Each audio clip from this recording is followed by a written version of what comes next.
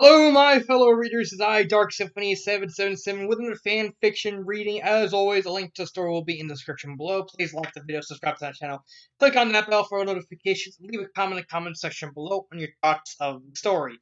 Now, let me move this down here. The story I am doing a reading of is Resident Evil. The Hat Nut Knows Where It's At. It's written by Hawkeye.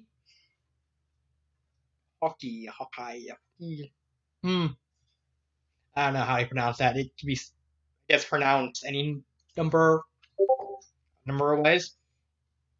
So, story. The reason I'm doing this story is because someone I'm subscribed to, this person right here, Kiara Zero Yoshida, just started doing a Resident Evil 2 remake Let's Play, and she also does fan fiction.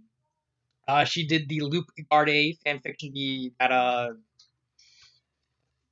what's the name of the play? Phantom of the Opera. That's right. She did the Phantom of the Opera fan fiction that I reviewed, and I really liked that story.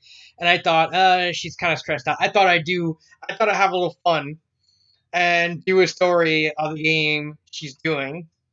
Because did you know, in this game, Mr. X owns a hat. It's a pimp hat, very pimpin', and he's gonna give it to you. What, you don't think he's gonna give you the hat? No, he's not gonna give you the hat. He's gonna give you his fist upside the face. Yep. I love Mr. X in the remake. Like, everyone loves him. He went from like a one-note dimensional character to like the most popular thing to come out of the remake. It made DMX relevant again.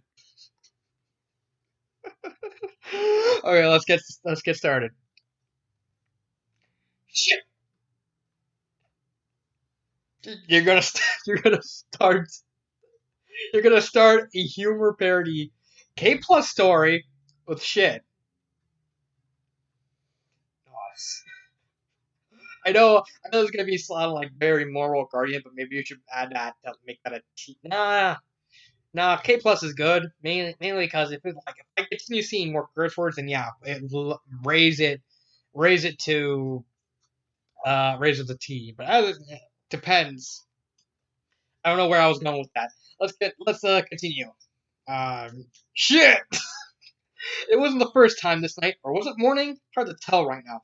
Claire Redfield had uttered a profanity, and it wouldn't be the last. It wouldn't even be the last, provided she survived to see the sunrise. Because if nothing else, she had words for cheap irons once she found his fat arse. Swearing, according to some of the people she met at uni, was cathartic.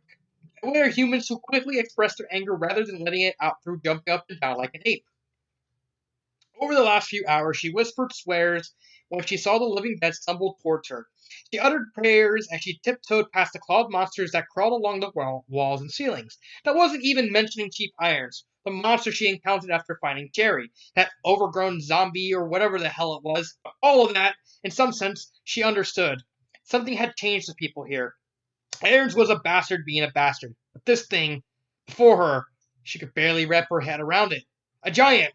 Standing 8 feet tall, it was wearing a trench coat and wearing a fedora. It might have been amusing if not for how fast it could walk. Well, fast compared to the zombies that filled the RPD at least. If not for how she's seen it rip doors off their hinges and splatter zombie skulls in an attempt to get her. Was this some kind of super zombie? As someone with a weird taste in clothes get infected with whatever has sent Raccoon City to hell, it didn't explain why it was so focused on her, and why it had apparently retained some level of intelligence, but, well, what else could explain it? Oscar! No, I'm kidding. Or am I? All this passed through her mind in less than a second. Mr. X, as she calls him, thank God it ain't Leon, otherwise you just call him Trenchy, had slammed the door of the waiting room open. Somehow she had to get Chief Iron's parking card, and that was hard enough without tall, dark, and ugly following her around. She finally scrounged enough circus to fix the bastard's lock, but nope, Mr. X was still following her. The thing that she shot at when she first encountered it, and quickly learned that the quick draw army she carried with her head had the effectiveness of throwing stones. Seriously? If Frankenstein wannabe actually stood there for a bit, as if wondering if she was turning tail, as if amused that the little girl in front of him wasn't running for her life yet, like she had every other time. Whatever the case, Claire counted her blessings, or rather, blessing. Mr. X had given her a second to breathe, and that was all the time she needed to say enough. Not that she literally said enough. Unslinging the grenade launcher from her back, because the RPG apparently used grenade launchers, who knew? What she actually said was, "Fuck off!" Okay, seriously, if you're gonna continue the language, I would suggest you raising it to T.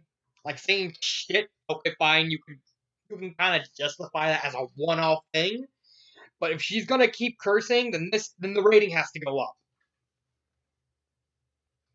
Okay, so Mr. Act didn't react to such profanity. When she fired the grenade, it didn't react that too much either. It staggered back, its hat falling off its gray, withered head, while its trench coat was scorched. Just die! Claire fired. Mr. X staggered back. Seriously? She fired again, and again, and again.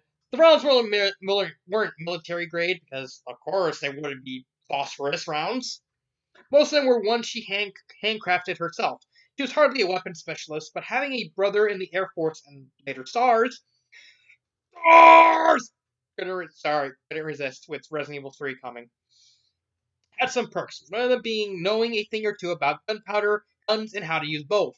So putting that knowledge to good use, Claire kept firing again and again and again. Never enough to down the creature, but enough to cause it to stagger back each time, out of the waiting room and onto the second floor balcony. I'm ending this. Part of her mind wondered that this was excessive. She might need the rounds later on, but that part was subsumed by instinct.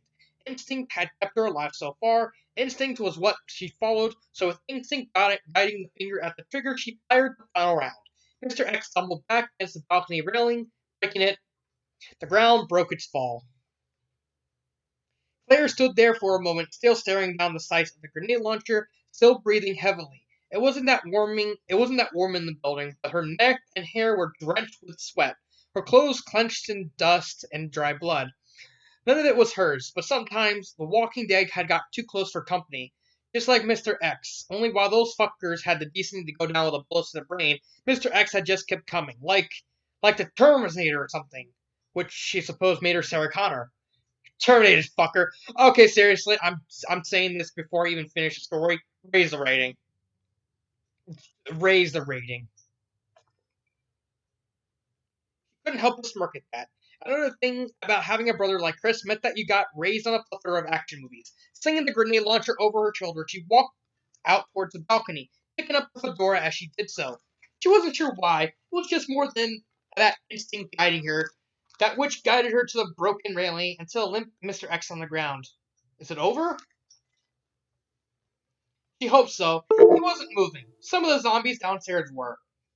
Some of them hadn't even noticed her, and were letting out growls and hisses. But she wasn't worried. It would take him ages to stumble up here, and she knew how to get past him without much issue.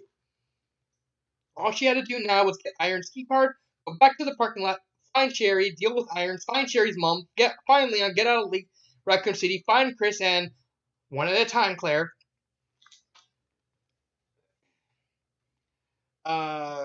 She took a breath and looked at the hat. Whoever Mr. X was, he apparently had interesting taste in headwear. She had to admit, it wasn't too bad. The material was nice to touch. She even put the hat over her head and found it fitted quite well. Never a mirror when you needed one, though. He took it off, but didn't let it go. It was stupid. She knew it was stupid. Lingering here was stupid. But Christ, it had been a long night. A minute's breather was maybe warranted, especially when... No, it couldn't be. Not now. Please no. Down below, Mr. X. Seriously? He was getting to his feet. Oh, come on! He'd actually looked up at her when he said that. That same blank stare, that impassive desire to murder her. Same thump, thump, thump as it began to head toward the stairs that led up to the balcony. You! Claire took a breath. He was looking at her over his shoulder as he headed up. She waved that hat at him. You're not getting this back, okay? It's mine! Thump, thump, thump. Do you hear me? Thump, thump, thump. Shit! There's that word again. That which she uttered as she holstered her pistol and ran back to the waiting room. Even the hat tucked under her arm. Maybe she was going to die this night. Maybe her throat would be torn out or her body ripped apart. or her head crushed, or any other matter or mishap that the monsters roaming the city wanted to do to her. Maybe all this was for nothing. Maybe sometime soon she'd die screaming. But there was no way that bastard was getting his hat before that happened. Um, um, uh, it's my one complaint is literally all the curse words. Like, one is okay and as K plus. Two, you're pushing it, but yeah, let's see. You got one, two,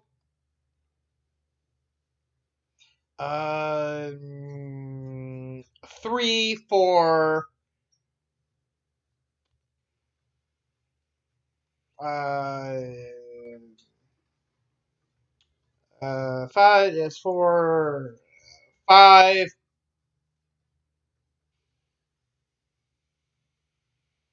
Yeah, there's a lot of curse words. For 8K, you just move this. It's not even, it's okay. Like, it's,